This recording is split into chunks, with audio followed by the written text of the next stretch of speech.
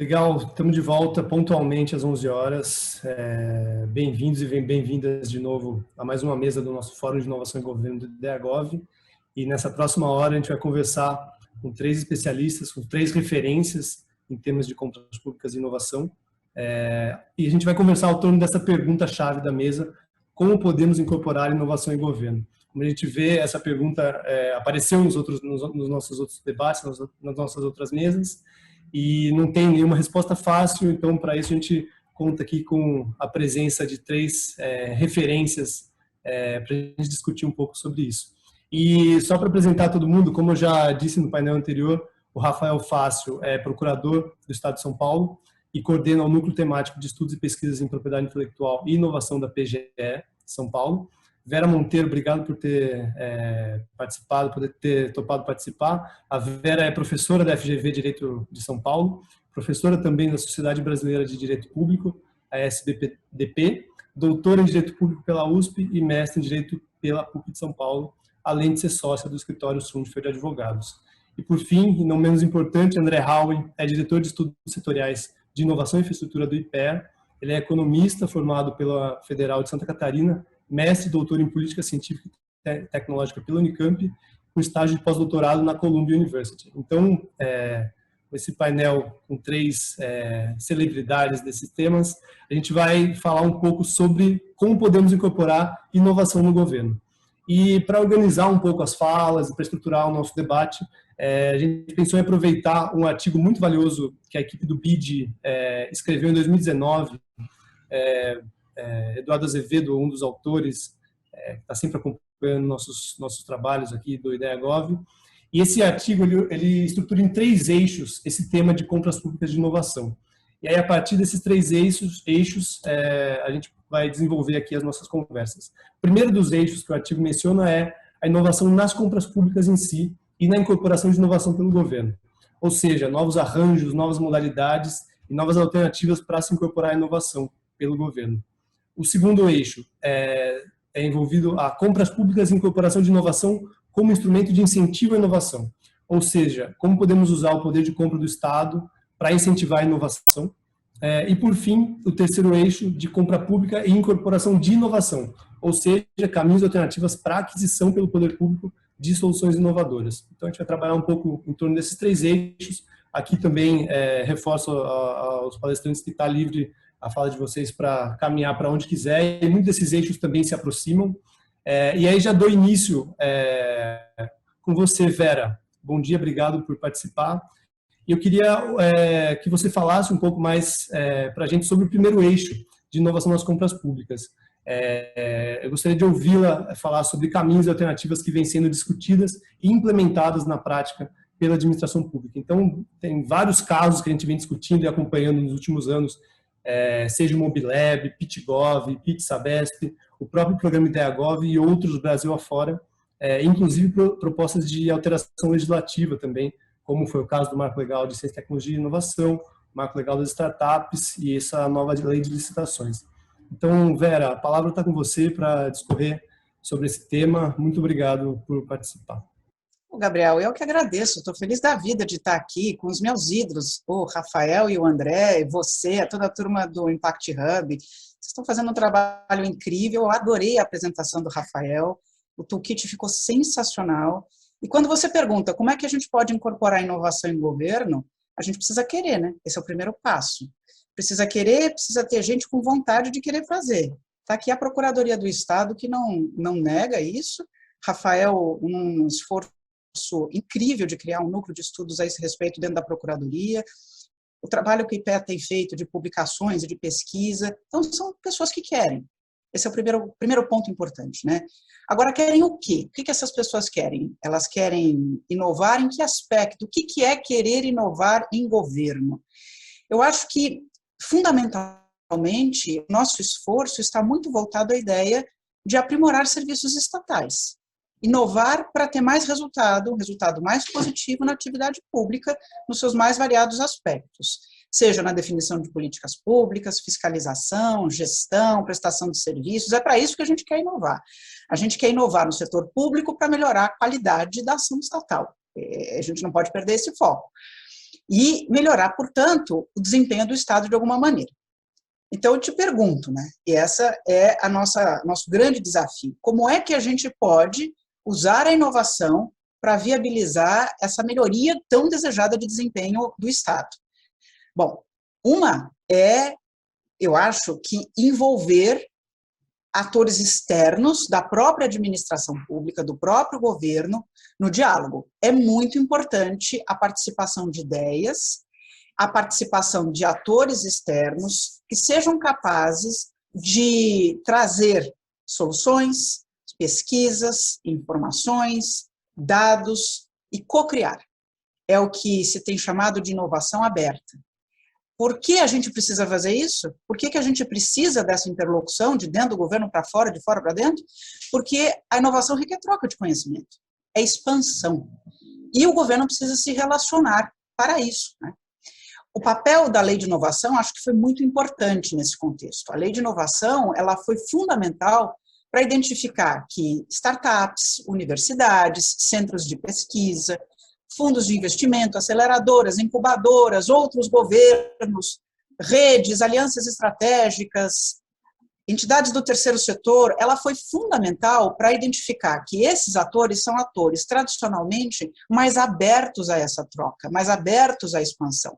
Conseguiu colocar foco neles e facilitar essa troca, o relacionamento. Então, é a arte que o Impact Hub está fazendo.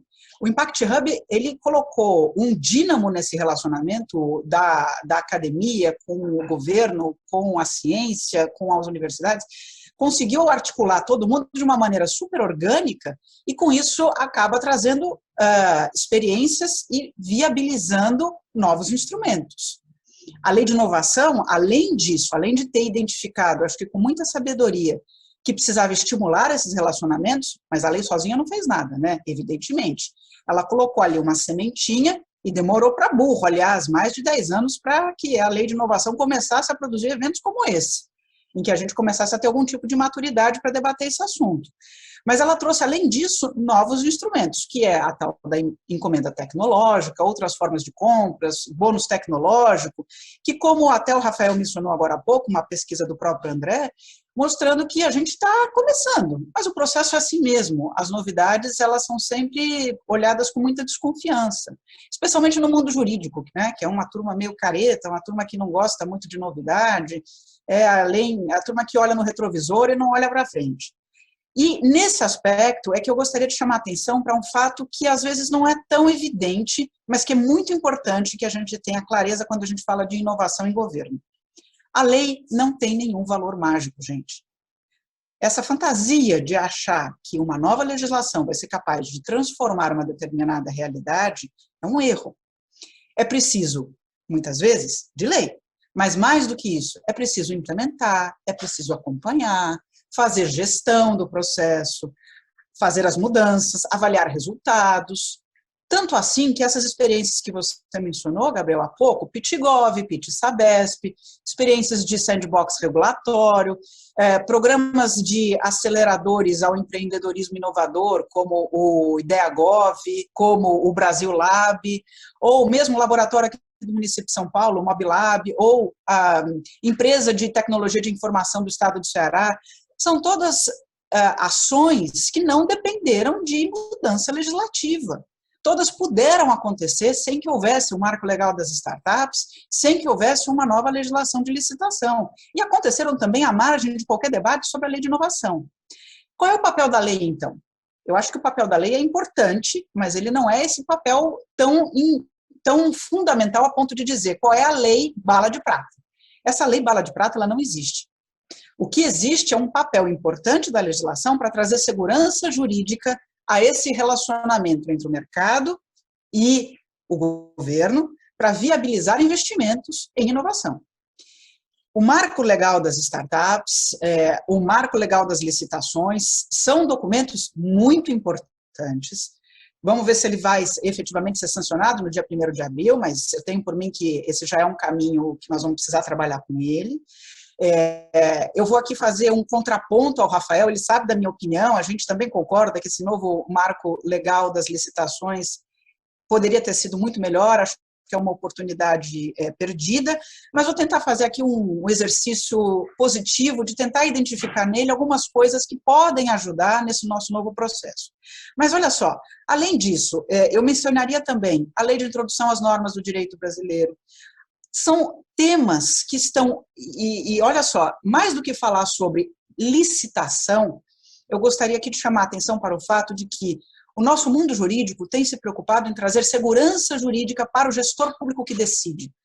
Porque, como disse o Rafael há pouco, o apagão das canetas é um fato, é uma realidade. Se a gente não trouxer um ambiente que dê ao gestor público a facilidade de ele tomar uma decisão em prol da inovação, não há vontade no mundo que faça com que ele assuma risco em nome do CPF dele.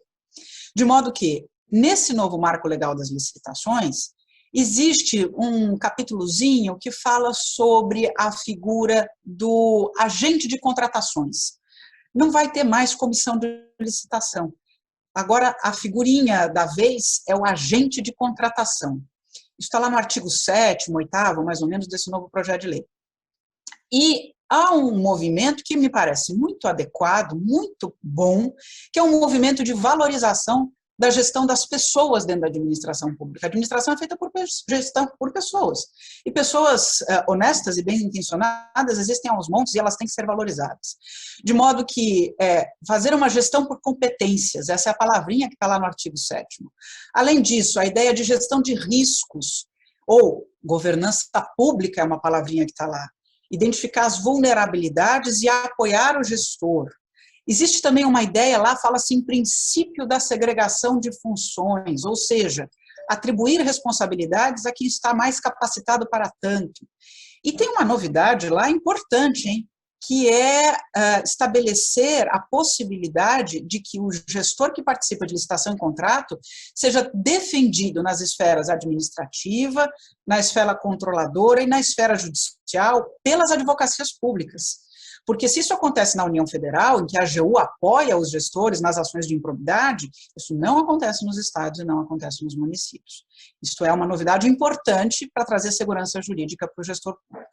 Além disso, eu queria, já com isso eu vou me encaminhando para o final, eu queria também chamar a atenção que dentro dessa lógica de buscar na legislação caminhos para que a gente tenha mais segurança, a segurança também envolve o papel do controle externo.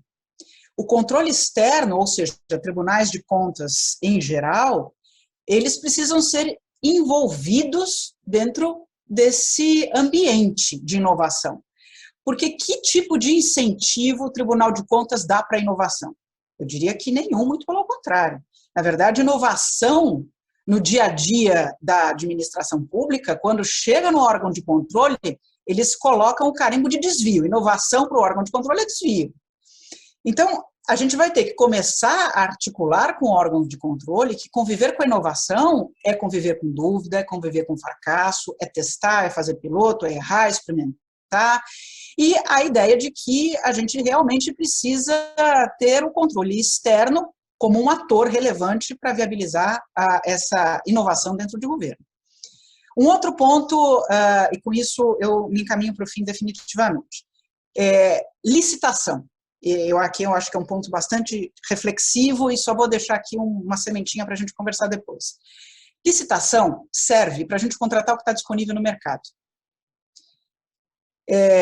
Claramente, a licitação é uma barreira de entrada, ela regula o mercado de contratações públicas, estabelece requisitos de habilitação e coisas que são muito inadequadas quando se fala em contratação de inovação. O que a gente tem feito ao longo dos anos, né? Como a gente já identificou que licitação é algo que efetivamente não é adequado à contratação de inovação, a legislação tem ido nesse caminho de tentar qualificar a inovação como uma hipótese de contratação por dispensa. Então, esse foi o caminho da Lei de Inovação, isso também foi inserido no artigo 24 da Lei 8666, e isso nos dá a falsa impressão de que contratação de startup deve sempre cair numa hipótese de dispensa, ou que contratação de startup serve para garantir uma contratação fácil. E eu acho que isso está na hora da gente começar a fazer uma reflexão sobre esse aspecto, uma reflexão importante. Ponto 1. E aqui eu concluo exatamente do mesmo modo como o Rafael disse no painel anterior. Não existe uma solução única de contratação de inovação. Nem vai existir. Nem vai existir. Eu não acredito que a gente vai encontrar essa solução perfeita e acabada. Ponto 2. Qualificar tudo como dispensa é facilitar a fuga da licitação. É um caminho para a gente começar a discutir, mas não é a solução adequada. Eu concordo que a licitação serve para alguns casos, não serve para outros, mas o meu ponto é o seguinte, a gente precisa pensar de forma mais ampla e pensar, cada governo, qual é o seu programa de inovação? Qual é o seu programa? Vamos pegar o município de Itu, vi que o secretário de Itu estava aqui presente, de planejamento. Qual é o seu programa de inovação? Qual é o seu programa de inovação aberta? Há vários mecanismos. Por que se não se cria plataformas de desafio, por exemplo, como existe no caso da ENAP, ou como acontece no caso do IDEAGOV, que hoje é coordenado pelo Impact Hub? Programas de fomento. Pelo que eu tenho lido, estudado, quando eu vejo as experiências internacionais, muito das contratações de governo estão dentro da caixinha do fomento e não dentro da caixinha das contratações públicas. É uma outra ótica, é um outro olhar, que também pode conviver com as dispensas, que também pode conviver com o marco legal das startups, que vai servir para algumas situações e não vai servir para as outras, e que também vai conviver com o novo marco legal das licitações, que traz algumas facilidades. Rafael vai falar do concurso, que é a nova regra do concurso, ela é positiva, ela nos ajuda em muitos aspectos, mas, de novo, o que a gente precisa é uma inteligência, como o Rafael falou de se criar dentro dos governos e ter, a partir de um programa de inovação, essa visão desse mapa de metrô, que o Rafael trouxe agora meia hora atrás. Se não tiver essa visão, a gente vai sempre buscar a solução fácil, que gera desconfiança e uma reação ainda mais inadequada dos órgãos de controle com relação à dispensa. Eram essas as minhas palavras para começar. Te devolvo, Rafael. Legal, Vera, muitíssimo obrigado pela sua fala super contundente e atual, e funciona muito bem com o que a gente está tentando resolver, tanto no programa IDEAGOV, como em tantas outras iniciativas Brasil afora. Eu aproveito a fala que você trouxe sobre essa necessidade de interlocução de atores públicos e privados, essa interação, esse relacionamento de todos os atores do ecossistema de inovação. E aí já passo a palavra para o André Hauing. André, você como diretor de estudos setoriais de inovação e infraestrutura do IPEA, vem produzindo e trabalhando há anos para pensar em alternativas para incentivar a inovação no país, especialmente com foco em políticas de inovação pelo lado da demanda. Destaco aqui algumas iniciativas que você vem executando, como todo esse esforço para colocar as encomendas tecnológicas no centro do debate, e mesmo algumas iniciativas práticas, como o Hub de Encomendas Tecnológicas da BDI. Eu queria ouvi-lo um pouco sobre esse tema, entender um pouco mais sobre caminhos para se incentivar a inovação no país, por meio do uso do poder de compra do Estado, mas também sobre o papel ativo do Estado como indutor de inovação, seja a partir de experiências nacionais ou internacionais. Então, André, a palavra está com você. Agradeço a sua presença novamente. Gabriel, muito obrigado. Vera, obrigado pela aula de Direito. Rafael, peguei o finalzinho, então muito obrigado pelas tuas palavras no finalzinho do anterior. Gente, bom dia, estamos aqui em mais uma live, né? Se abrir a geladeira, cai um link de live, né? Ninguém abre mais a geladeira, como é que cai a link de reunião virtual, né? Mas vamos lá, vou tentar, claro que eu vou fazer uma fala muito mais, mais enfadonha que a Vera fez, porque eu acho que a gente precisa resgatar algumas coisas e esse é o fórum principal para isso. Primeira coisa que eu queria dizer para vocês é inovação no governo é uma coisa, inovação na empresa é outra. Por mais que as coisas tenham se misturado, o fetiche da inovação contaminou todo mundo e virou uma maluquice danada achar que o governo faz a mesma coisa que a empresa, né? A inovação no governo tem um objetivo que é melhorar e prover melhores serviços públicos para a população, de maneira a melhorar e aumentar a qualidade e expectativa de vida. Tá? O governo não tem ameaça à sobrevivência. A inovação da empresa é uma estratégia de sobrevivência da firma. Tá? Então, são coisas muito distintas e precisam ser consideradas. O pessoal está esquecendo isso. Tá? Então, o que eu vou falar aqui são 3 mensagens, 3 ideias principais que visam fazer uma coisa meio maluca. Então, eu peço licença para fazer esse negócio meio maluco, que é o seguinte. Eu vou falar de 3 ações que permitem inovar no governo de maneira a permitir a inovação privada. Tá? É aquilo que o Gabriel estava falando dos 3 pontos. Então, vamos tentar 3 ações para mudar a ação pública de maneira a fomentar a inovação privada. Tá? Tem o mesmo nome comum, mas são coisas muito distintas, inovação pública e inovação privada. Tá? Então, a primeira mensagem que eu queria passar é o seguinte: é preciso profissionalizar a execução da política de inovação. Tá? O que significa isso?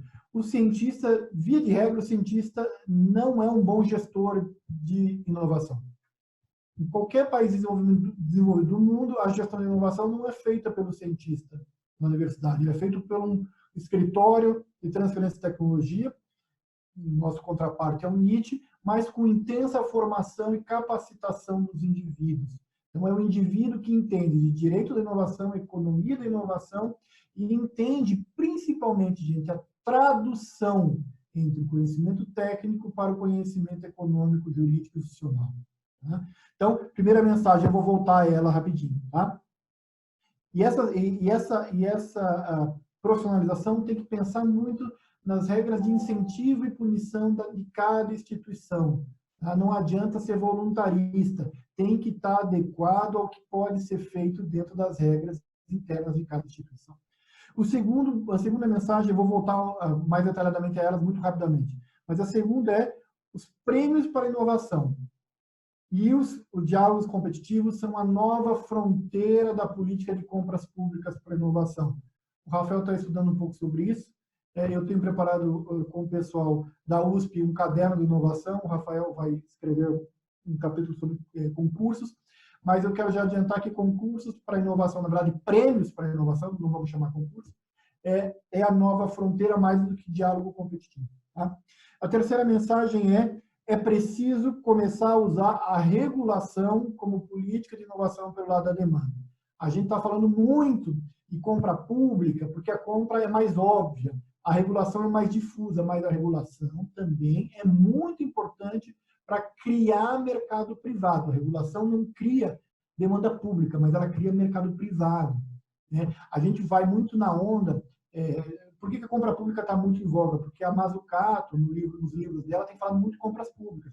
Mas no Brasil, a gente tem um arcabouço regulatório enorme que pode puxar a inovação. Se o Inmetro decidir que a inovação é central nas suas normatizações, bota a indústria brasileira de cabeça para baixo. Tá? Então, vamos lá, resgatar. Primeiro ponto, a gente está tendo uma... Desculpa falar rápido, o pessoal, a Rosane e Lucas, me desculpa, eu vou falar rápido porque eu tenho pouco tempo, tá, Rosane? A gente está tendo uma profusão de laboratórios de inovação no MP e afins. TCUs, TCEs, Ministério Público de Florianópolis, todo mundo está tendo laboratórios de inovação. Não pode esquecer que esses laboratórios têm que ter um pé na formação e empoderamento dos gestores. Quem tem feito isso é o Tribunal de Contas da União, no Laboratório de Inovação. Eles estão fazendo cursos de encomenda tecnológica, cursos de concurso. Tem que formar e empoderar os gestores. Empoderar é uma palavra que caiu em desuso, mas é muito importante para que o gestor fale de igual para igual com o operador do direito. Então, não adianta ter laboratório de inovação e vocês, no Ministério Público, fazerem as coisas mais legais do mundo e não treinar o pessoal da gestão. E por que tem que ser vocês que têm que treinar? Porque vocês têm essa capacidade institucional de fazer, de articular os agentes. Por uma série de razões históricas, não vamos entrar em detalhe, mas os operadores do direito acabaram por criar uma capacidade de execução desses treinamentos, escolas de governo, etc., muito boa. Então, laboratórios de inovação jamais, nos operadores do direito, jamais podem esquecer a perninha de treinamento dos gestores públicos. Quem são os gestores públicos?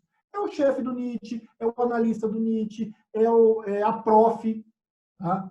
É a prof de alguma instituição, é a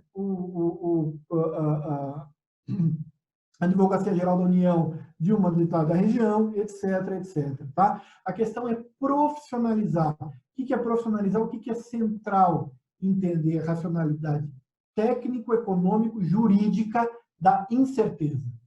Ou, em outras palavras, como o legislador fez, de maneira meio truncada, o risco tecnológico. Então, ele tem que ser formado para executar políticas públicas com risco tecnológico. Ou seja, dizer, sociedade, eu sou um agente público que faz política pública em meio à incerteza. É isso. Tá? Então, a racionalidade técnico-econômico-jurídica tem que estar muito bem feita. Então, tem que ter profissionalização. E eu vejo que esses laboratórios de inovação dos MPs, TCUs da vida, têm que puxar essa agenda. Claro, a ENAP já está fazendo isso, mas quem tem pujança particular, inclusive pagar professor, em gratificação, fazer evento, é o laboratório, são esses laboratórios que estão explodindo pelo Brasil. Não, vocês não podem ficar fechados na caixinha de vocês, fazendo encomenda e fazendo concurso e deixar o grosso da sociedade sem formação. Tá? Não se justifica, na minha opinião. Tá?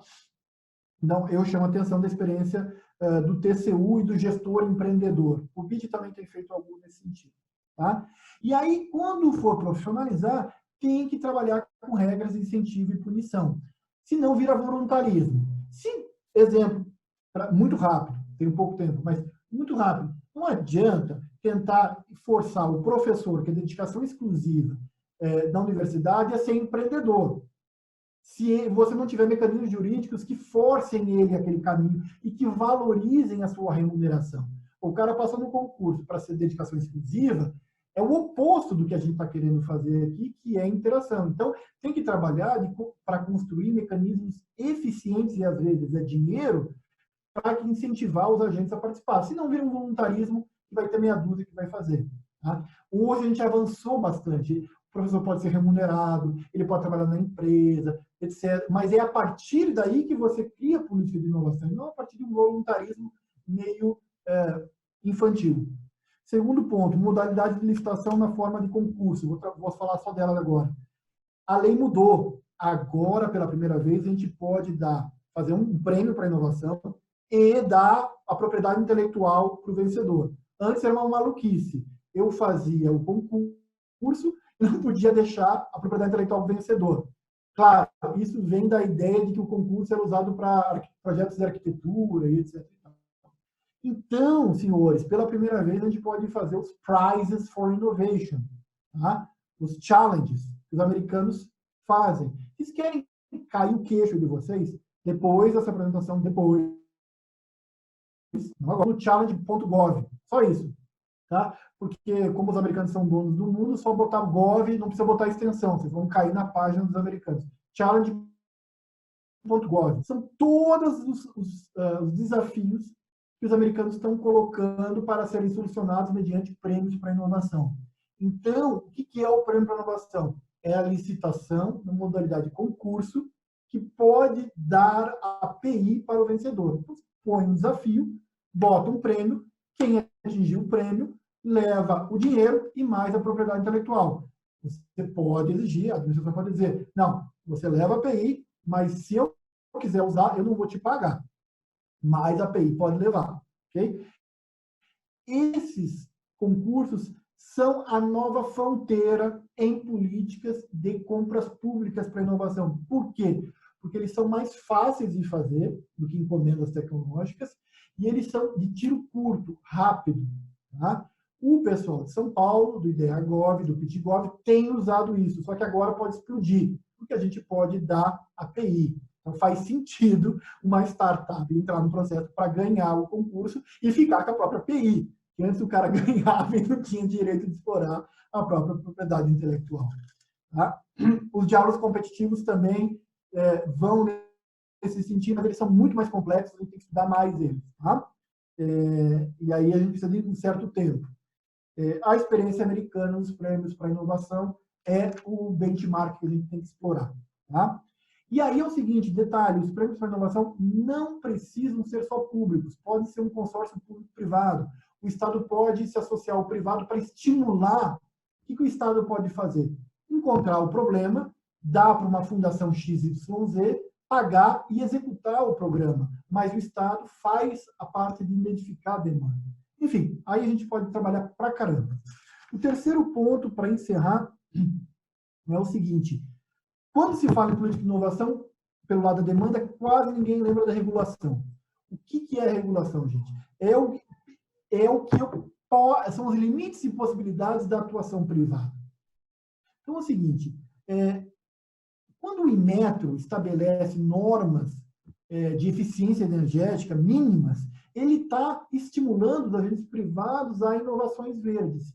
Vocês já imaginaram o que aconteceria se o Inmetro colocasse, se o selo do Procel, que é o de eficiência AA, para eletrodomésticos, colocasse lá nas nuvens a exigência de energia, de eficiência energética, isso ia forçar que os produtores introduzissem inovações verdes para ter o selo e se apropriar dessa comunicação positiva. Então, a regulação ela tem a capacidade de puxar a demanda privada, criar um mercado e acabar com mercados ineficientes, né? Então, se os carros, por exemplo, se o selo A para o automóvel de eficiência energética fosse absurdamente elevado, sei lá, só leva A o carro que tiver, se fizer 50 km com litro de álcool.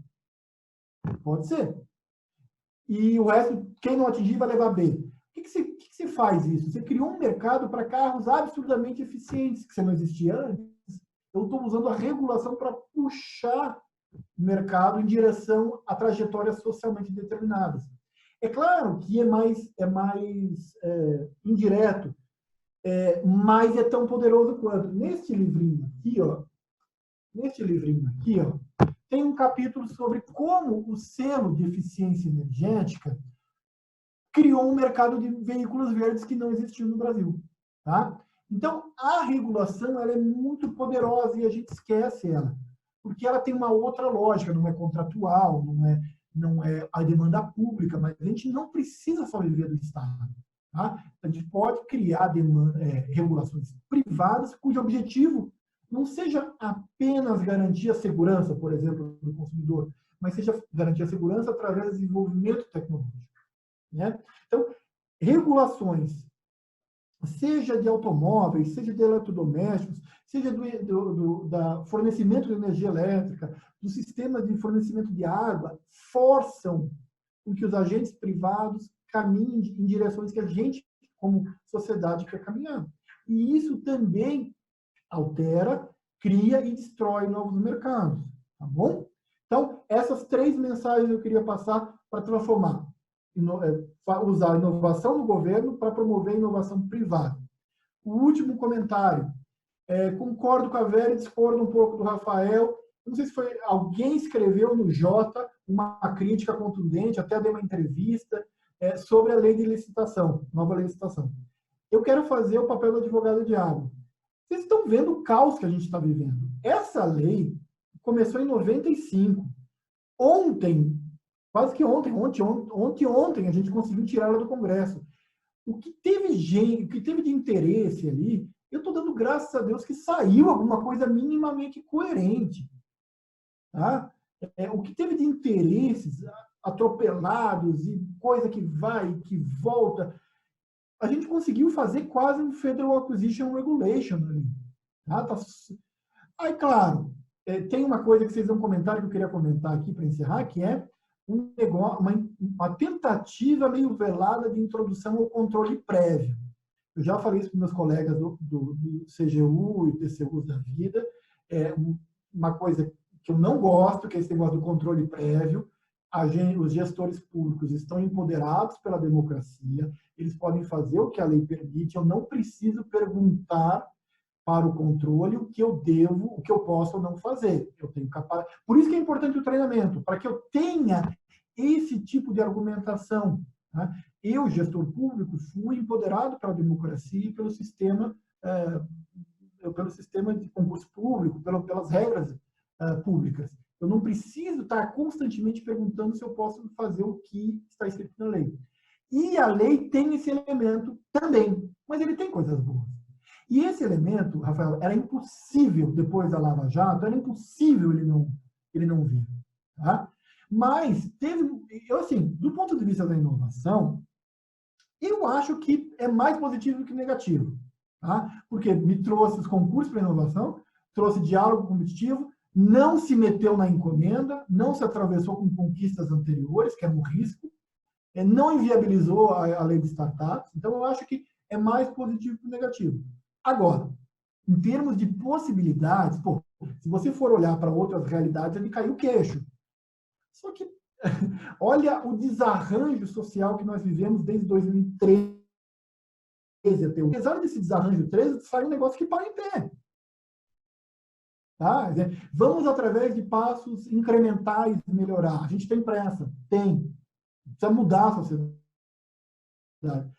Tem que também considerar o contexto completamente de cabeça para baixo que vive-se o país desde 2013.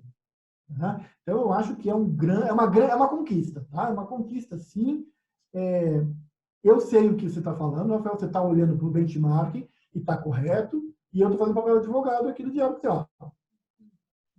Dadas as condições, eu acho, circunstâncias, eu acho que o que mais me pegou ali não foi tanto esse tolhar a inovação, porque eu acho que teve ganhos muito mais contundentes. Primeiro foi não atrapalhar o que a gente já tinha, as conquistas.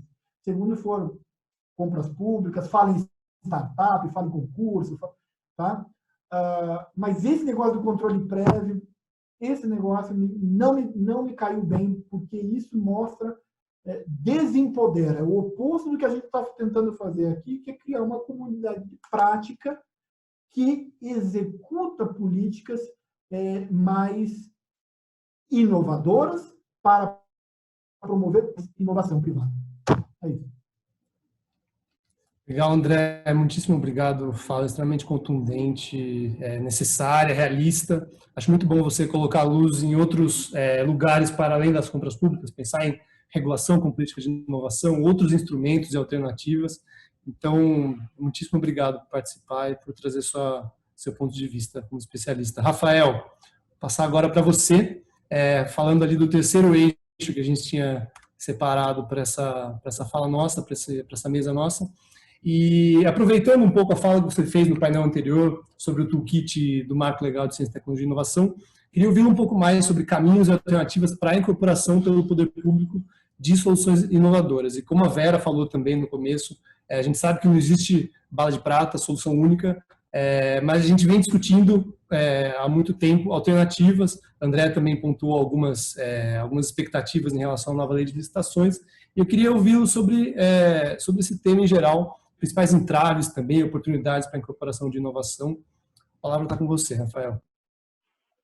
Gabriel, muito obrigado pelas suas palavras, pelo convite de novo de poder estar aqui e pela super oportunidade de poder ter esse debate com duas pessoas que eu admiro muito, que são referências do meu trabalho, que é a Vera, que fez uma fala brilhante, com a qual a gente não consegue concordar mais, e o André agora, que também fez uma fala sensacional, que lembra aqui um pouco de quando a gente vai falar de inovação, um texto muito clássico nessa literatura de 2007, do Georgiou e do Edler, que eles fazem uma taxonomia de instrumentos de política de inovação, seja do lado da oferta, seja do lado da demanda.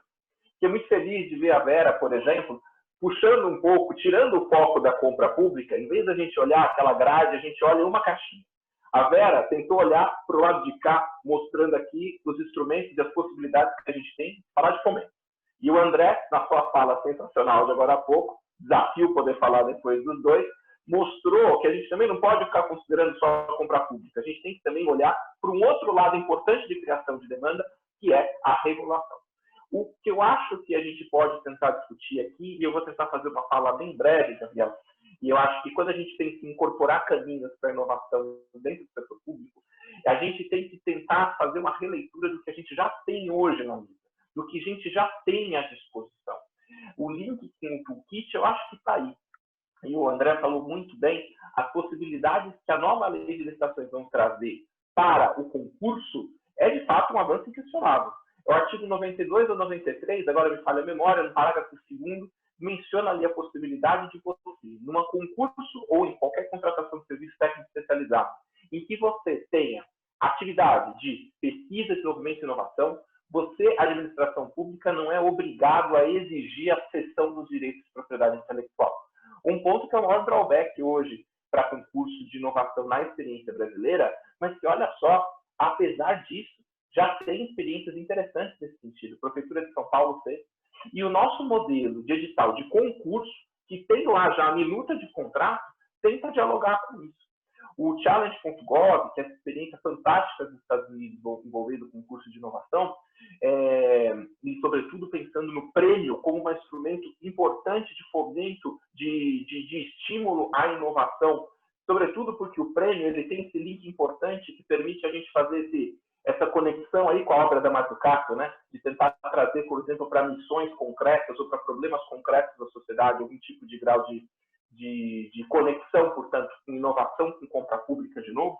O concurso, que já hoje é previsto, exige de nós, assim, operadores do direito, um esforço grande de releitura, de ressistematização, de repensar, de fato, modalidades que o direito administrativo já tinha e que, de certa forma, do lado do concurso, estavam um pouco aí escanteadas, para tentar trazer um pouco de alternativas para a legislação brasileira. Tem um texto muito interessante também na literatura de inovação, do Edquist e do Zabala e Turiaga Gotti, que é um nome super complicado, e sobrenomes bascos que a gente não consegue pronunciar, mas que eles tocam nesse ponto fundamental que a Vera trouxe para a gente. Quando que a licitação ajuda e quando que a licitação não ajuda. A gente está acostumado a criticar as legislações brasileiras, sobretudo, de compra pública. E eu só queria deixar, depois eu vou abordar esse ponto, e está já respondendo um pouco a provocação do André, o desapreço meu em relação à nova lei de licitações é por conta da perda das chances que a gente deixou de avançar.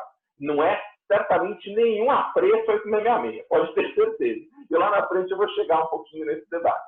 Mas só para voltar nisso, o Edquist e o Zabala e o Turiaga Gotti, eles fazem uma distinção fundamental. Eles falam que a gente tem que pensar o regular procurement, ou seja, as compras públicas em geral, para alguns tipos de inovação que a gente consegue trazer. A gente não vai conseguir lançar foguete e desenvolver, por exemplo, o que a Agência Espacial Brasileira está fazendo agora para a encomenda, que é acompanhada lá pelo HubTech, pelo Laboratório de Inovação do TCU. Mas a gente consegue fazer muita coisa com a legislação de compras públicas em geral. Agora, existe uma inadequação, que não é só no caso brasileiro, mas que é das legislações de compra pública em geral, que se fundam em duas premissas importantes. Primeiro, porque nessas legislações, e no Brasil também a gente segue isso, e a encomenda é a nossa única exceção, com o concurso sendo uma exceção parcial a isso, a gente sempre tem uma obrigação de a administração pública descrever tecnicamente, com nível adequado de detalhes, todas as especificações técnicas necessárias e suficientes para contratar o objeto. Quando a gente está falando de algo que a administração pública consegue definir previamente, não tem problema nenhum. Quando a gente está falando de um bem comoditizado, que não tem grande variação no mercado, que o mercado é atomizado, consegue fornecer isso numa condição de quase concorrência perfeita, também não tem problema nenhum. Agora, quando a gente vai falar daquilo que o poder público não tem nem condição, melhor ou pior, com boa ou com má equipe de conseguir definir, a gente tem um grande problema. Gente, eu estou dentro da administração. O poder público não consegue definir nem serviço de limpeza. Vamos combinar. A gente não é uma questão só de capacitação, é uma questão de assimetria de informação. Capacitação é muito importante, é fundamental. Sem uma capacitação bacana, esse toolkit que a gente soltou hoje, certamente ele não vai produzir o resultado que a gente espera. Um toolkit não ajuda se a gente não tiver gente capacitada em aplicar e usar os modelos que a gente criou. Agora, a gente tem que pensar, então, num procurement, numas compras públicas mais funcionais, em que a gente não se pegue tanto nas descrições, nas especificações técnicas do objeto, mas que a gente consiga licitar com base nos requisitos funcionais, ou seja, naquilo que a gente espera que a solução venha a realizar. Isso não é fácil, isso não é óbvio, e esse não é um debate assim, curial. É uma coisa, de fato, que a União Europeia, quando debateu esse tema, quando tentou reformar as suas diretivas de contratação pública em 2014, e eu acho que todos os países que discutem em algum momento as suas legislações de compra pública, eles chegaram em algum momento a tentar ter esse debate. A minha crítica, e aí eu acho que eu quero até poder tentar explicar um pouco o que eu quis dizer, e quando eu mencionei aqui no final da minha fala o meu descontentamento com a nova lei de licitações, além desse ponto que eu já disse, né, daquela coisa chapésima de direito civil, né, Vera, a perda de uma chance, que eu acho que esse caso da reforma do 866 ilustra muito melhor que qualquer exemplo, eu acho que a gente tem que pensar um pouco em qual papel a gente dá para o próprio direito. A gente criou a Lei 866 em 93 dentro de um contexto de escândalo dos anões de orçamento do Congresso, pensando, isso não é uma ilação, isso é declarado nos debates parlamentares, de que a gente precisava de uma lei rígida e dura para agarrar o gestor público, para não deixar o gestor entrar em corrupção. A gente tem aí quase 30 anos de experiência que mostram assim, de uma forma muito clara que a lei não atingiu esse objetivo. Se esse era um objetivo da legislação de compra de 93, eu acho que a gente tem um consenso de que ele não foi atingido. Isso também me parece explicar um pouco o porquê que em 2018 e 2019 volta um debate forte dentro do Congresso Nacional para que a gente tivesse uma nova lei de licitações. Uma nova lei de licitações que não permitisse o alastramento da corrupção que se deu sob a égide agora do 866. É um debate que eu vejo muita semelhança entre o debate lá do 866 e o debate agora dessa nova lei. Existem dois fluxos grandes que coordenam mudanças na legislação de compra pública no Brasil. O primeiro são reformas relacionadas a ajuste fiscal. Vale lembrar que o pregão nasceu no mesmo dia da Lei de Responsabilidade Fiscal. Pregão para administração, na Lei Geral de Telecomunicação. A medida provisória do pregão veio no mesmo dia em que foi sancionada a Lei de Responsabilidade Fiscal. O segundo fluxo importante está justamente nessas ideias de tentar reformar a administração pública por meio de legislação. Como se só a lei resolvesse problemas institucionais, problemas de quadro, problemas de recursos humanos. E acho que as falas, seja da Vera, seja do André, mostram com muita clareza, que eu concordo, que a lei ela não tem esse papel. A lei ela não vai nos levar até lá. A lei não deixa de ser importante, sem dúvida. Mas, como a Vera falou, né, a lei bala de prata, ela não existe. Assim como a gente não tem um toolkit bala de prata e a gente não tem uma solução mágica ou fácil para essa resolução, para resolver esses tipos de problemas. Então, só para encaminhar aqui para o final, um ponto que eu queria destacar e que eu acho importante a gente pensar também. Nós temos um desafio muito grande que já foi abordado em relação à parte de RH, de capacitação, de recursos humanos, sobretudo no que se refere à gestão de política de inovação e também, o que vem atrelado, à própria compra pública de inovação.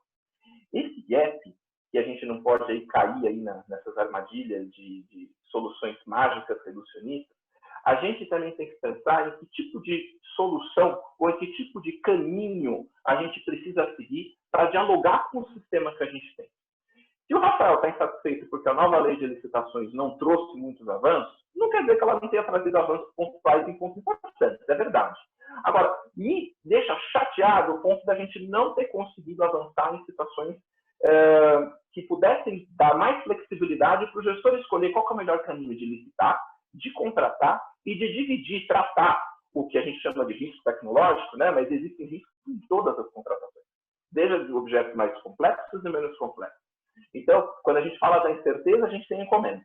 Quando a gente não tem risco tecnológico, a gente tem que se virar com a legislação que nós temos. E aí, nesse caminho de se virar com a legislação que nós temos, os caminhos adequados são aí. Pensar processualidade e explorar os caminhos, as rotas conhecidas pelo gestor. O que a gente tentou fazer nesse toolkit, e aí eu encerro a minha fala, Gabriel, foi justamente tentar trazer, não só construir os documentos com base em casos experimentados, documentos reais, experiências concretas, mas também privilegiar esses roteiros que não só vão orientar a ação do gestor público, mas também podem orientar nós procuradores do Estado, não deixamos de ser nessa nossa esquizofrenia institucional um órgão de controle interno, Mas também os órgãos de controle servem no que diz respeito à processualidade do procedimento, ou seja, em abrir, de fato, o procedimento da encomenda, do concurso, ao escrutínio público de ver quais são as fases, quais são as etapas e quais são os roteiros que a gente propõe para cada uma dessas modalidades, seja de fato alguma coisa que a gente consiga tirar do papel, dando segurança para o gestor. Então, eu acho que, de certa forma, e contraditoriamente, quando a gente fala em tentar encontrar modalidades para a gente inovar, a gente precisa reler o direito administrativo, mas, de certa forma, se escorar nesses pontos firmes, nessa processualidade, nessa construção de uma governança que envolva esses atores, inclusive os do controle, mas consiga dar essa segurança para o gestor público poder inovar sem ter medo de deixar a caneta cair. Então, Gabriel, eu passo a palavra de volta a você. Espero ter conseguido explicar aí as razões do meu descontentamento com a lei de licitações, mas só queria terminar dizendo que 8666, pena que ela vai embora no dia 1º de abril, né? Dia da mentira, vai se consagrar agora, mas é o país da piada pronta. Mas deram apreço à lei 8666 que vai e que vai tarde. Muito bom, Rafael. Obrigado pela sua fala. Rafael, que é um grande parceiro aqui do programa DEAGOV. É muito importante ouvi-lo sobre essa nova lei de licitações, reforçar todos esses pontos que a gente discutiu hoje sobre formar equipes em governo para realizar inovação. Então, vejo que a gente tem aqui uma grande unidade em torno de algumas demandas prioritárias, né? E esses últimos minutos da nossa mesa, a vontade seria ficar aqui por mais horas ouvindo vocês. Eu vou trazer uma pergunta da plateia, do chat. A Damiana, que é estudante de administração pública da Universidade de Integração Internacional da Lusofonia Afro-Brasileira do Ceará, perguntou para a gente como o governo pode se conectar com a universidade para que ela ofereça soluções inovadoras para desafios enfrentados pelo poder público. Então, eu passo a palavra aqui. É um tipo de arranjo entre universidades, ICTs e o governo, a administração pública. Não sei se alguém, vocês, Vera, Rafael, André, fiquem à vontade para falar, para responder essa pergunta, quem se sentir mais à vontade.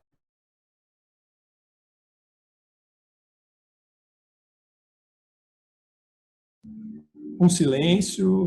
Vamos lá, vou dar um chute inicial aqui, passo a bola para vocês.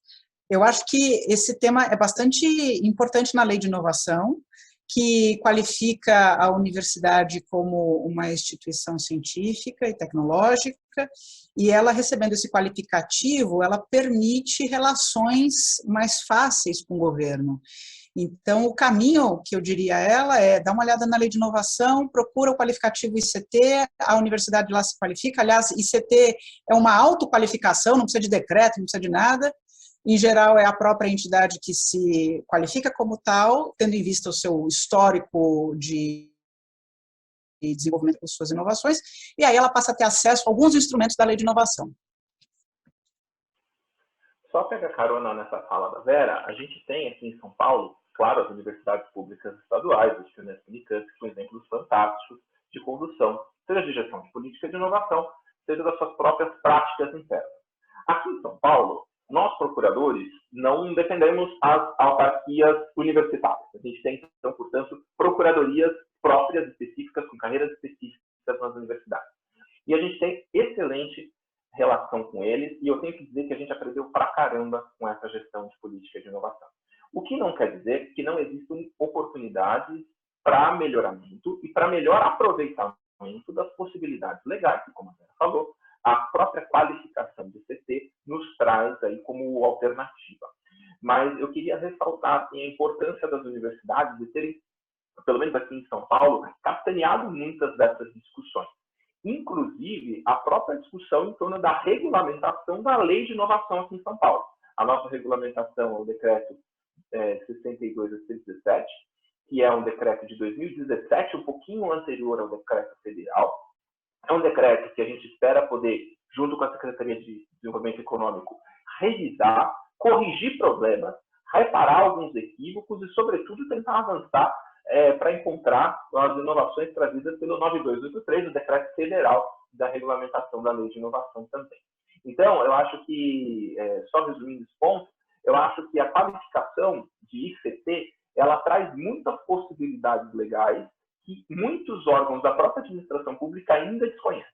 Um ponto que eu acho que é importante a gente pensar nessa jornada de capacitação, que a gente está sempre aqui reiterando, né, é de tentar envolver esses órgãos nas próprias comunidades de prática que a gente cria. O IdeaGov, ele tem essa vocação. O IdeaGov não nasceu como um programa de compra pública. O IdeaGov nasceu como um programa de integração de instrumentos diferentes de política de inovação. Entre eles, a compra pública. Temos que explorar mais a regulação, como disse o André. Temos que explorar mais o fomento, como disse a Vera. Temos que explorar mais outros tipos de ajuste que a própria lei de inovação trouxe.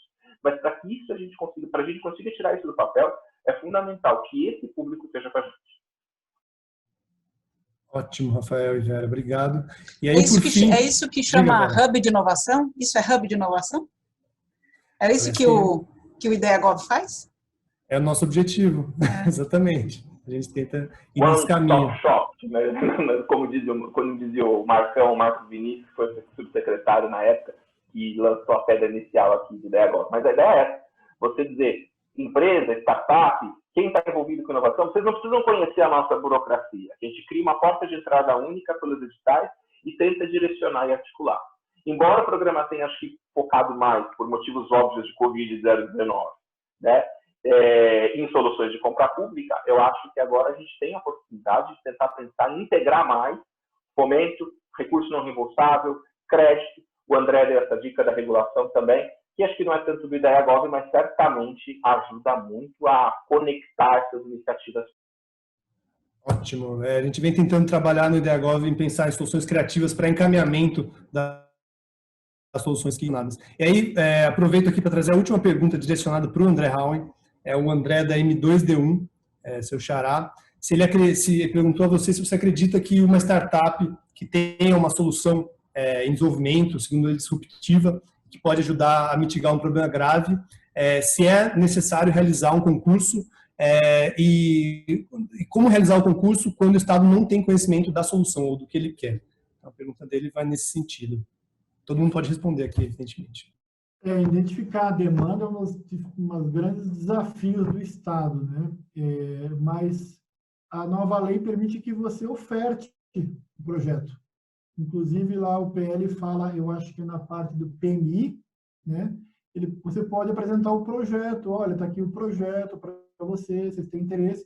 E se o projeto for julgado relevante e o estudo preliminar mostrar que não tem nenhum concorrente, pode ser feita uma inexigibilidade da licitação, ou seja, você pode informar o Estado da existência da solução para determinado problema. A nova lei vai permitir esse tipo de coisa, né? Inclusive, uma encomenda tecnológica pode ser feita também motivada pelo próprio fornecedor que identificou a solução para o problema. Isso pode ser feito. Agora, eu chamo a atenção para uma coisa, tomar muito cuidado para quando a gente diz que tem a solução para um problema. Eu canso de ver startups e empresas que... Deixa eu fechar meu WhatsApp. Startups e empresas que dizem que têm a solução, mas elas desconhecem a efetiva necessidade da demanda. Então, eu não sei se é o seu caso, eu estou aproveitando a sua pergunta para fazer isso. Que é o seguinte, o que o startupeiro tem mesmo tesão para fazer é a melhor tecnologia, é o melhor produto frente à fronteira da tecnologia, frente às possibilidades.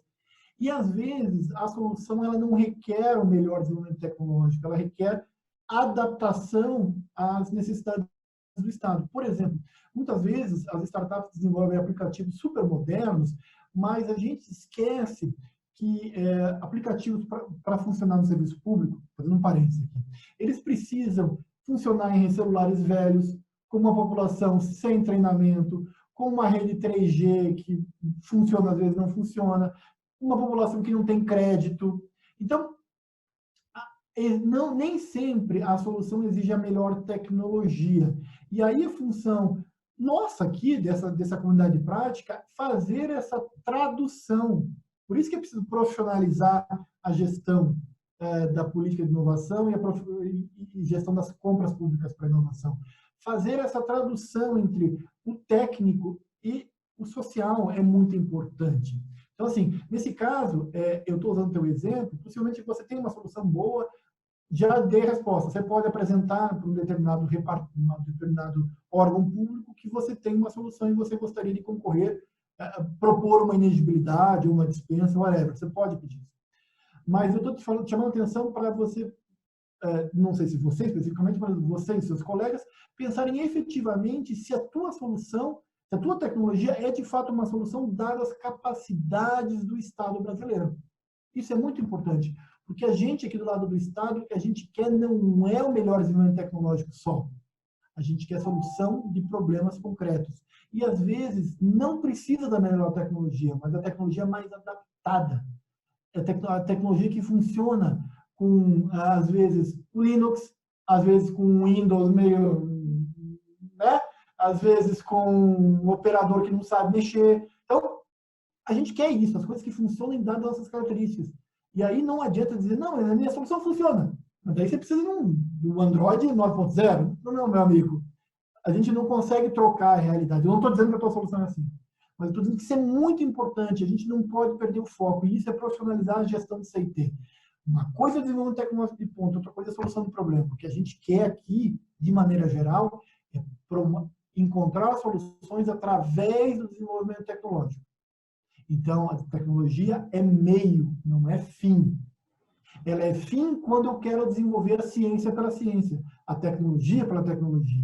Mas isso tem uma outra esfera, que é a esfera dos convênios, da bolsa de pesquisa. Aqui a gente está muito preocupado em resolver, fazer as pessoas viverem mais e melhor. Então, a tecnologia é um meio e não um fim. Então, está muito certo de que a tecnologia é adequada para aquelas condições muito específicas. Ótimo, André. Muito boa sua colocação. Eu vi que o André, que fez a pergunta, levantou a mão. Infelizmente, a gente já estourou nosso tempo aqui. Agradeço imensamente a Vera, o André Hall e o Rafael pela participação. Estar aqui por uma hora ao lado dos meus ídolos é uma alegria imensa para mim. E ter vocês por perto no programa de Agov também é um prazer, um privilégio. Agora a gente vai ter uma hora de almoço, do meio-dia a uma hora. Teremos essa breve pausa para o almoço. A todas as pessoas que estão participando aqui, a gente chegou a mais de 260 pessoas. Vocês podem ficar à vontade para deixar o link conectado ou não. O link para acessar o evento é o mesmo. E a gente volta à tarde com outros painéis importantíssimos do nosso Fórum de Inovação em Governo, do IdeaGov. Então, agradeço imensamente a todo mundo que está participando. E um bom almoço para todo mundo. Um abraço.